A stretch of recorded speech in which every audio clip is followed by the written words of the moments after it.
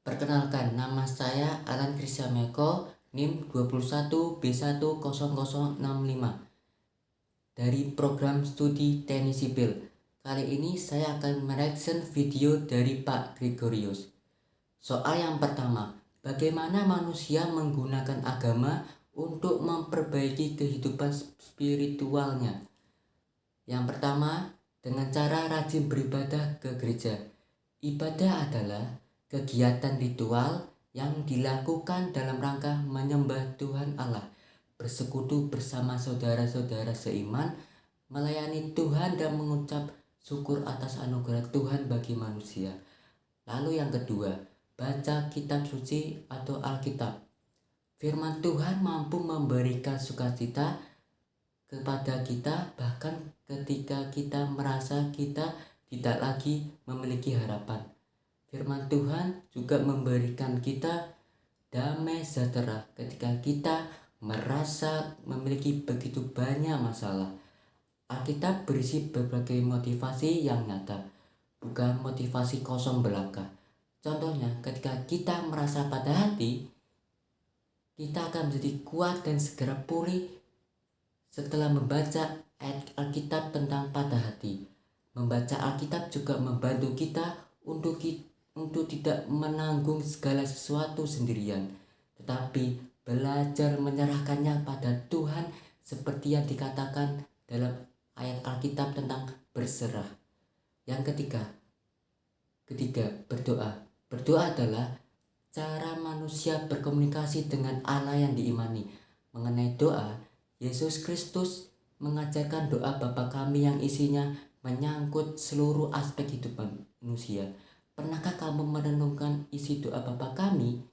Untayan kata-kata dalam doa tersebut syarat oleh makna.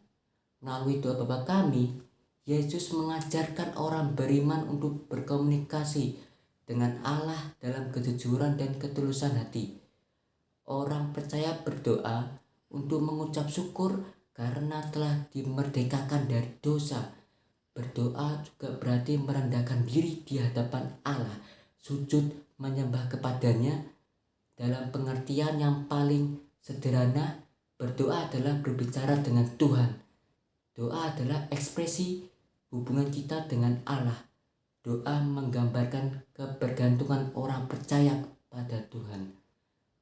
Soal yang kedua, bagaimana manusia menggunakan agama untuk berbuat yang tidak baik kepada orang lain? Contohnya seperti ada orang yang membenci dan tidak mendoakan musuhnya. Saya merenungkan sebuah ayat yaitu, "Tetapi aku berkata kepadamu, kasihilah musuhmu dan berdoalah bagi mereka yang menganiaya kamu." Injil Matius 5 ayat 44. Hal yang dapat kita renungkan adalah perintah untuk mengasihi dan mendoakan musuh. Ketika Tuhan Yesus datang ke dunia ini dalam rupa manusia, Dia menekankan bukan hanya orang yang baik kepada kita saja yang kita dikasihi, tetapi musuh kita pun harus kita kasihi. Kalau kita punya teman atau siapa saja yang kita kenal, mereka sedang bermusuhan, kita bisa memberitahukan ajaran Tuhan Yesus ini. Banyak orang Kristen, mereka mengatakan, "Saya mengasihi Tuhan," tapi sulit untuk mengasihi musuh. Siapakah musuh yang dimaksudkan di sini? Sederhana saja, mereka yang berbuat jahat kepada kita adalah musuh kita. Ada orang yang mengatakan, "Saya sulit sekali mengasihi teman saya." Ada orang mengatakan, "Saya sulit mengasihi bos saya karena dia tidak baik kepada saya." Akan tetapi, firman Tuhan mengatakan pada kita bahwa kita harus mengasihi orang yang berbuat jahat kepada kita, bahkan mendoakan mereka. Soal yang ketiga, apakah agama itu bisa membuat orang yang tidak baik menjadi lebih baik? Bisa. Saya ambil kisah dari Zakeus.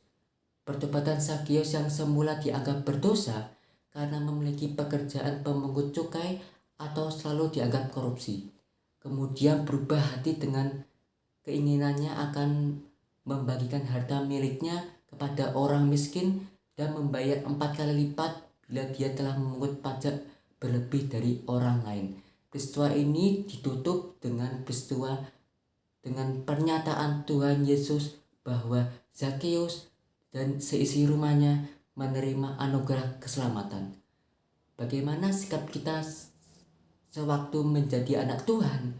Percaya kepada Tuhan Yesus bukan sekedar mengaku di mulut saja dan merasakan luapan emosi sukacita sesaat, tetapi itu pasti diikuti dengan pertobatan, perubahan pola pikir yang akan terwujud di dalam kehidupan kita. Roh Kudus yang berdiam di dalam diri kita pasti akan menghasilkan buah roh. Galatia 5 ayat 22 sampai 23. Oleh sebab itu, melayani Tuhan dan menjadi berkat bagi sesama bukanlah paksaan dari Tuhan, tapi hal itu otomatis akan memancar dari diri kita ketika telah merasakan anugerah Tuhan. Jadi, jika kita masih merasa takut rugi karena Tuhan, maka sebenarnya kita belum betul-betul memahami betapa besar anugerah Tuhan yang telah kita terima. Kemudian, sebagaimana Allah aktif menjaga orang-orang yang terhilang, kita pun hendaknya demikian. Jangan menganggap bahwa orang yang hidupnya berkecukupan tidak perlu kita tolong. Tanpa merasakan kasih Tuhan, mereka sesungguhnya merasakan kegersangan di dalam hatinya. Jangan sampai berkat Tuhan yang luar biasa yang telah kita terima, kita simpan begitu saja. Jadi, agama sangat bisa membuat orang yang tidak baik atau jahat berubah menjadi lebih baik. Sekian dari saya, terima kasih.